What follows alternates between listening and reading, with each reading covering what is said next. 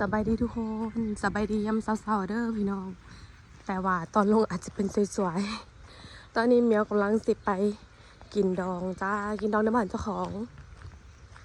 ไปงานผูกแขนเขาพี่น้องอยู่ใต้นู่นเลย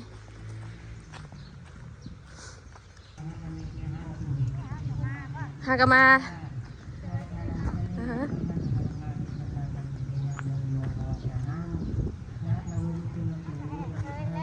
บ่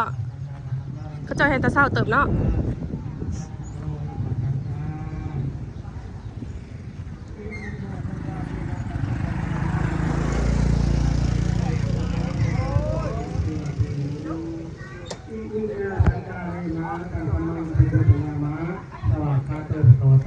โอ้ยต้องเก็บดอกสุขติปโนภะคะวะโตสาวกสังโฆสังฆังนามามิสาธุสาธุคุณสิริคุณธรรมถึงสมมาจากจังหวัดจากชาติจากบ้านจากซองแล้วนี้แม้มันสุขาจะได้สุขขันพลังที่น้องที่ข้าวยังไม่น้องถ้าสมคูณกำลังแรงแล้วจะเป็นผู้คนผู้มาแล้วขอให้พระเจ้าจะบอกหน่อยแต่ดีเนาะดังนั้นสุขาจะขอเชิญเราจะถูกเป็นผู้ชนะถูกเป็นจงเสด็จลงมาเป็นพันแรงในการสู่ฟังด้วยความเคารพผู้ทำอนุโมทนาเป็นผู้และเจ้ายาได้ไปเจ้าเคารพหน้าหลวงวันและเจ้ายาได้ไปก็เลิกลงที่เสือมันแขนเสือทับลงละฉันเด้อแน่เบิ่งไฟเทียนเด้อตาเอาไฟเทียนค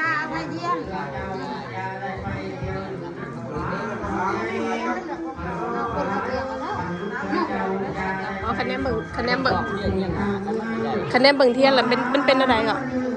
แนมเบิ่งเทียนแล้วมันเป็นอะไรฮะยายบอกโอ้ยแบบนี้ถ้ามันข่อยเอาบัวข่อยก็จะแนมยังเถาข้างบ้านโอ้ยเจ้าก็ได้เนาะว่าเราเถาข้างบ้านใช้แน่นประทันฮอดแมนใช้แน่นประทันฮอดแมนแล้วเนาะโอ้คุณครูนะพี่น้องแม่บางยอดเทียนละแมนสิขังที่นี่สร้างหลวงปู่ขึ้น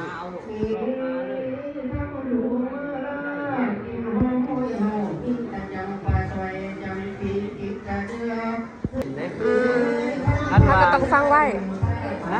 ก็ต้องฟังไว้บอกแมนฟังไว้ลำจะขาหัวขาข้วยเฮ็ดอยู่เฮ็ดกินเองก็เจ้าเองคันตาห้าบกคุ้มแก่กุ้งคนบัดสร้างเป็นเงินเป็นชาติก็บกคุ้มคือเก่านั่นอย่างนั้นถ้ามันเหลือกินเนี่ยเขาจะเหลือกินกลุ่มเฮ็ดเป็นเฮ็ดใหญ่เลยแต่มันคุ้มนั่นแหละให้มันเหลืออยู่เหลือกินเอาเนาะเลยนับทะเบียนอะไรยังนับแต่เหล่าแต่ยาแต่ผมก็อยู่มาจะทั้งใดมาจะทั้งมันคุณบอกว่าทั้งมันเคยบอกมาบัดเลยอ๋อแต่ว่าเฮ็ดยังเฮ็ดใหญ่อยู่โลดแล้วบ่ถ้าว่าเฮ็ดใหญ่ล่ะประเทศกระเทินบ่เฮ็ดก็ได้ผูกแขนเอาโลดก็โดยโอ้จังสั้นเนาะพอกับแม่จะพอจะสาวผูกเอาเนาะแต่ว่าพอกับแม่เพิ่นน่ะแยกทางกันเลยนะพี่น้องเอ้ยแต่ว่าก็ทำหน้าที่พ่อแม่คือเก่าต่างคนก็ต่างมีครอบครัวใครเล่าแล้วแต่ว่าเขาจะก็มาผูกแขนกันมาผูกแขนให้ดู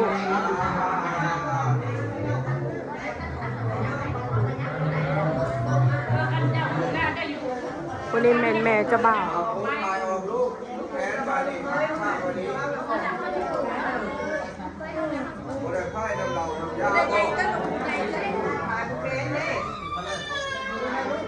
หมอสื่อก่อนมาเอาตามวัน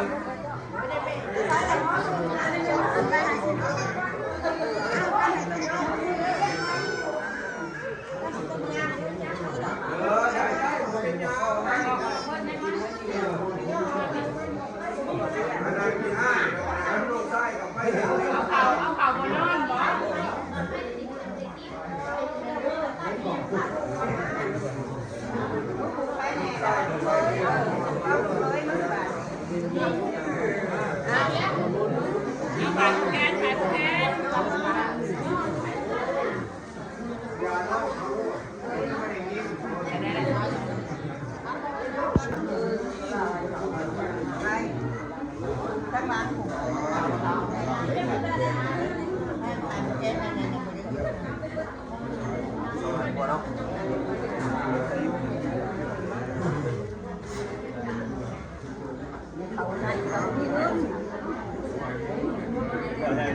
เ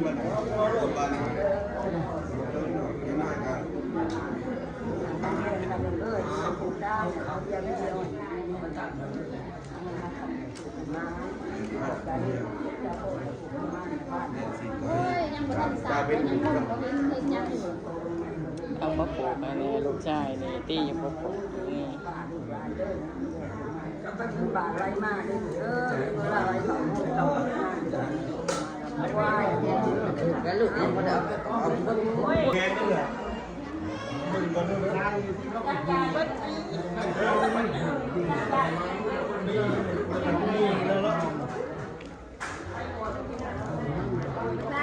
กามาอีเมลสิแกปากกาเลยนะไว้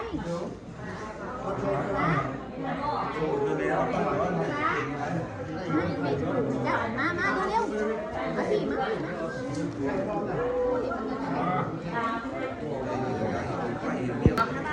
เอาพัก มีสินสันนี่เด้อพี่น้องเลยสินสันนี่มอบให้หมอสื่อฝ่ายยิงหรือหมอสื่อฝ่ายซ้ายเอ่ยใบไทยของผู้หญิงผู้ชายอันนี้นะ ถามอันนี้ อันเขานี่บอก ใครผู้นี้บอก มาจากปั้นกันเอง2คนมอสื่อและมอสื่อไทยบอก อ๋ออันนี้หมอสื่อฝ่ายซ้าย โดนเตะโดนรถ แล้วเขาจะผูก พระราชาเดียวเขาบ้านผูกเป็นโคสื่อด้วยอะไรผูกภายไทยภายเล่าที่ภายซื้อของเล่าของเล่าของทั้งคน ไฟเด้คือมืดแท้ เปิดออกอ่ะแต่หัวของเจ้าบ่าวของเจ้าสาว คัดไว้ตียายคัดไว้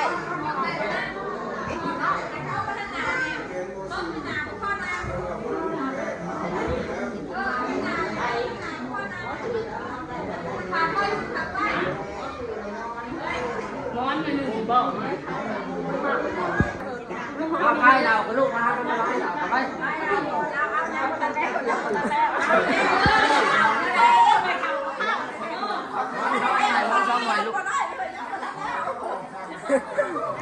เป็นงานแต่งงานที่แบบว่าอลเวงให้สั่งซ้อนสกอยมอนเอามอนให้ได้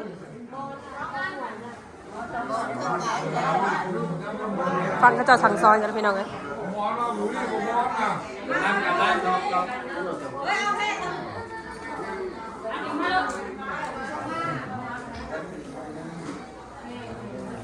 หลบลงนั่งมัน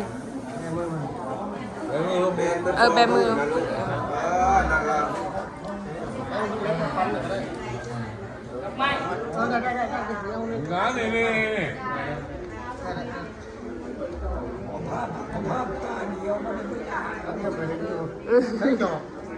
จอกเหล่า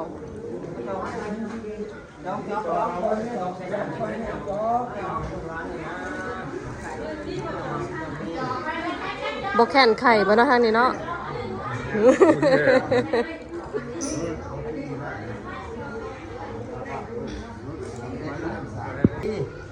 สีสิทธิมันนี่มันด้วยขึ้นก็ให้ชุบเจ้าขึ้นป้าน้ำไหลมากก็ให้ชุบเจ้าขึ้นป้านั่งศิลาขึ้นนางแทน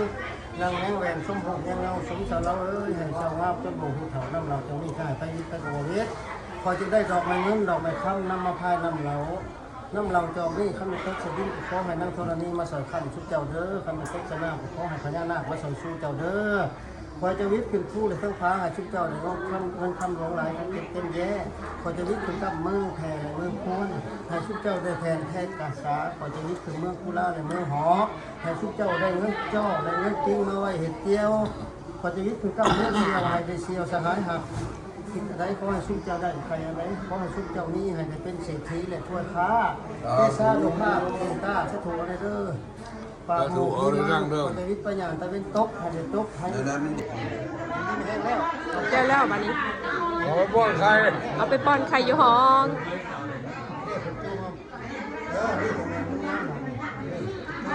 ป้อนใครเลยนะ จับกัน ป้อนเลยแล้วไงเช็คป้อนแล้วป้อนเลย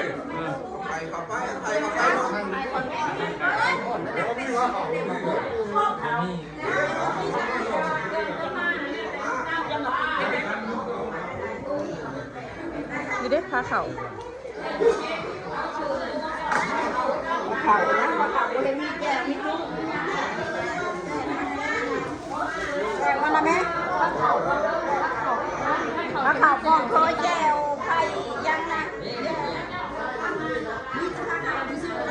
จะมาผิดพงบอกอันนี้บ่แม่นอันนี้จะมาผิดพงน้ำตาลมาผิดพงน้ำตาลแล้วก็อันนี้ ผู้ชายนางทั้งนี้ คือได้ไหมได้เอามาเปิดกันนะ บ่ถึงแล้วคือผู้ชายเนี่ยแล้วคือก่อนเท่านี้มือขวาก่อนใส่ข้างมือซ้ายก่อนทำหน้าได้หนึ่งถึงจะใช้คือก่อนกัน ป้อนมาพริกป้อนมาไอจะมาพริกกับอันนั้นซะก่อนจะมากินไข่ที่หลังบ่เคยแต่งงานได้กู ไปทุกงานนะคู่ต่อไปน่าจะเป็นสาวหน้าพี่น้องใครยุคันถูกต่อไปใกล้แล้วบ่นางใกล้หรือยังใกล้โลดให้เอื้อยอยู่ให้เอื้อยอยู่ฟังจ้ะนี่เลยว่าเราเห็นทันควันเลยเนาะ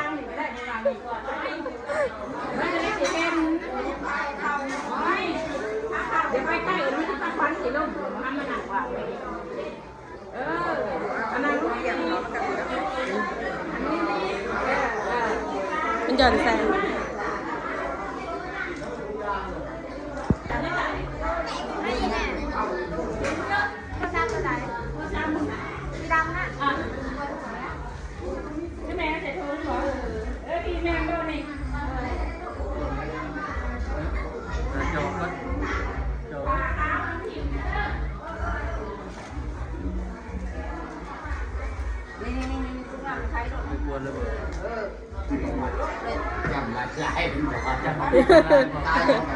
ใครเนี่ยไหนเขาแน่ยังเขาโอ้ยจุดเท้ากับโค้งกันเอาจังนี่ใครนี่ใครก็เข่าก็ใครรับฟันเข่าอย่าคำใหญ่นะยันแค้นเอาคำน้อยๆเอาสามคำแต่ว่าอย่าเอาคำใหญ่เอาคำน้อยๆพอดีแบบพอดีงาม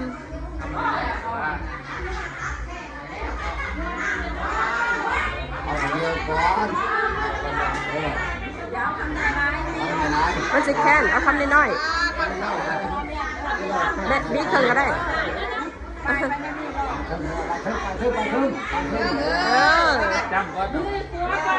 ก่อนใครก่อน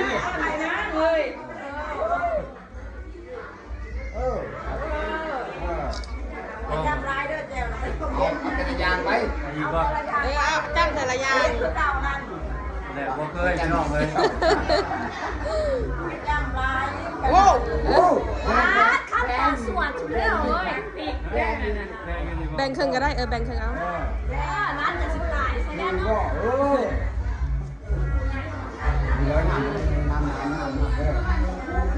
ไปกับน้ำตาลไปกับเกลือล่างอยู่บนเอามือนะกันเนาะมาป้อนเขา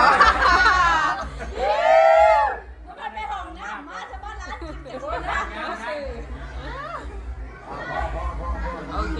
น้ำถ้าป้อนน้ำเด้อบัดนี้อันนี้ทั้งฝ่ายซ้ายหมอสื่อฝ่ายซ้ายไปเลยหมอสื่อนั่นเลยแล้วดิดึงขวาก่อนใจรัดดึงใส่แม่ก็หักเลยว่ะ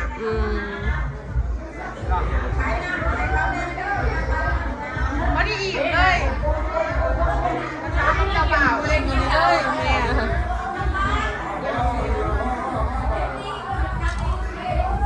แม่เราออกมาผีได้ทุกเรื่องแหละออกมาผีออกมาสมมา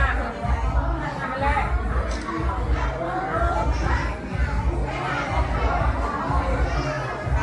มันเลยคือคำสุดท้าย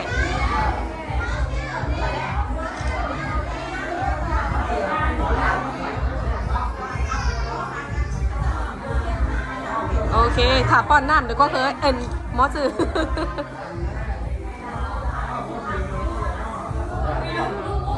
แล้วบัดนี้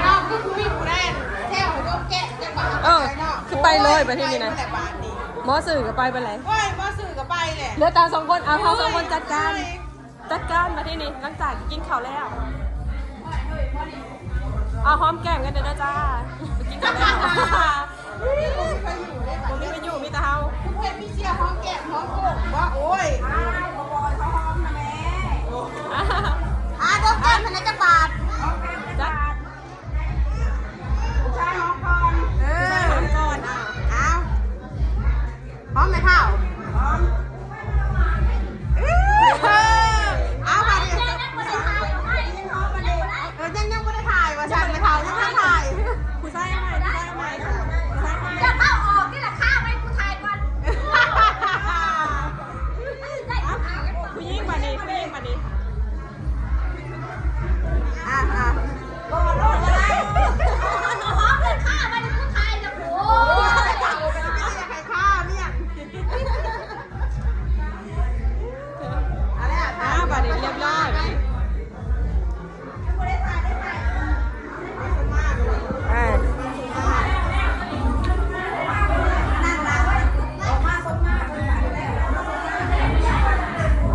มือได้ได้หนังสาวคนนี้เนาะเดินมา อาจจะน้องโตแหละก็คือใครเป็นคนมา